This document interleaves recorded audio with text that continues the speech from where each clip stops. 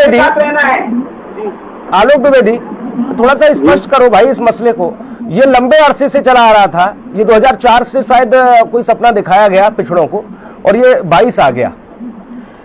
भारत ने बड़ी तरक्कियां की, देश कहां से कहां पहुंच गया, लेकिन पिछड़े कभी आगे नहीं बढ़ पाए। और ये मालूम भी था कि ये संभव नहीं है, जब तक इसको केंद्र के लिए नहीं भेजा जाएगा, वहां चर्चा नहीं होगी, वहां से कोई चीजें नहीं होंगी, तब तक नहीं। राज्य सरकार नहीं कर सकती इसे अपने स्तर पर। बावजूद इसके मुझे आपकी आवाज भी बहुत स्लो आ रही है, तो फिर से वॉल्यूम बढ़ाइए। जी आलोक भाई, अब ठीक आवाज मिल रही है आपको? हाँ अभी ठीक मिल रही है। थोड़ा समझाओ भाई इस मसले को।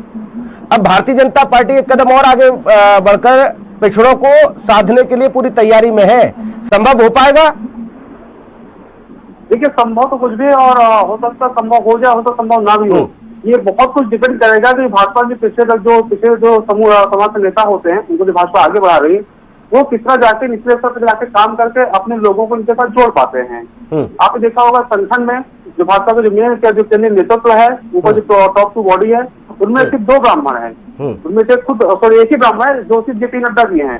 जो केंद्रीय चुनाव समिति है, जो इनके दूसरा दल है, वहां पर आप देखो दूसरे संगठन में भी इनके दूसरा जो 2 टॉप प्रायोरिटी की है, केंद्रीय चुनाव समिति और इनका जो दूसरा मुझे नाम नहीं याद आ रहा है, जो प्रधानमंत्री पत्नी तय करती है, ठीक है। वहां पर सिर्फ जेपी नड्डा एक ही है जो ब्राह्मण पार्टी है, उसमें से आप देखेंगे तो 70% ब्राह्मण है और 3 कास्ट लोग है। तो वहां पर सिर्फ टीचर यही था इनको लाने का, ताकि निचले सब जाकर जोड़े ये लोग। अब इससे कितना इनको सफलता मिलती है वो तो 2024 का वक्त ही बताएगा, हम देखेंगे कितने लोग जोड़ पाते हैं। हाँ लेकिन ये जरूर मैं कहूंगा कि भाजपा ने काफी तक पिछड़ों के साथ जोड़ लिया है।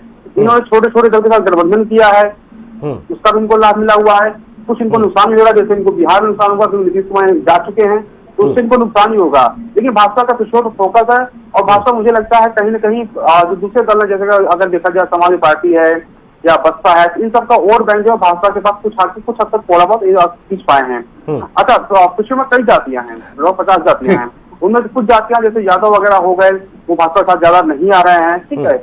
लेकिन मुस्लिम आप देखेंगे, मुस्लिम में कई कैटेगरी हैं, कुछ एससी जाते हैं, कुछ ओबीसी में, कुछ जनरल में जाते हैं। तो जो बहुत ही लोअर कास्ट का जो मुस्लिम है, एससी है, उनमें कुछ परसेंट भाजपा और उसमें खींच ले रही है। और आगे भाजपा का प्लान है, तो आपने देखा होगा मोदी जी ने कहा कि जो पसमानदा मुस्लिमों को फैलाया जाए, उससे भाजपा लगी हुई है। और मुझे लगता है कि भाजपा कुछ सफलता प्राप्त करेगी, और भाजपा जितना और पिछड़ों को ले जाएगी, उसका नुकसान सपा बसपा या जो दूसरे राज्यों में ठीक है। माना जा रहा है कि अब तक जो पिछड़ों को लेकर आंदोलन कर रही थी राजनीतिक पार्टियां, वो अब भारतीय जनता पार्टी के चक्रव्यूह में फंस गई, और पिछड़ों को साधने का काम भाजपा ने पूरी तरह से कर लिया। देखिए पिछड़ों को साधने का काम अभी से नहीं चल रहा है, जब से मंडल कमंडल राजनीति शुरू हुई है, तब से पिछड़ों को साधने का काम चल रहा है। जिस भी दल की सरकार है, सपा ने सरकार शासन किया यहाँ पर, जब बसपा ने शासन किया है या भाजपा शासन कर रही है, सबके नजर में पिछड़े रहते हैं। और उसका रीजन भी है, क्योंकि लगभग 50% यहाँ पर पिछड़े रहते हैं, यूपी में पिछड़े हैं, ठीक है। इन सबको लाने की राजनीति जो है हर दल करता रहा है। इसमें कुछ से तो सफलता मिलती है, कुछ से तो सफलता नहीं मिलती है। अच्छा, इससे बहुत बड़ा खेल भी होता है। ये लोग कहते हैं ठीक है, आप कौन पिछड़ी जाति से हमको स्कीम डाल रहे हैं, हमने देखा मार्केट में बस 17 जाति को नीचे डाल दिया था, स्कीम डाल दिया था, लेकिन जाके वो फैसला बाद में रिजेक्ट हो जाता है। तो इस तरह से क्या होता है, इनको तो सिर्फ बेवकूफ बनाया जा रहा है ना, ये सिर्फ और सिर्फ राजनीति की जा रही है। अरे भाई, प्रॉपर प्लान होता है, अब उस तरीके से चाहिए, इसका नियम और कानून बना है, आप नियम कानून का पालन करते नहीं, आप सिर्फ बोल देते हैं कि हम ऐसा करेंगे, न्यूज़पेपर खबरें छप जाती है, जो उस जाति के लोग हैं वो थोड़ा उत्साह में आते हैं, कुछ उत्साह होता है, फिर ठंडा उनका उत्साह हो जाता है। तो ये सिर्फ और सिर्फ राजनीति कर रहे हैं। मुझे लगता है इससे लोग बचना चाहिए, और कुछ कंक्रीट प्लान जो ओबीसी हैं उनको अपने लाना, कुछ कंक्रीट प्लान लाइए।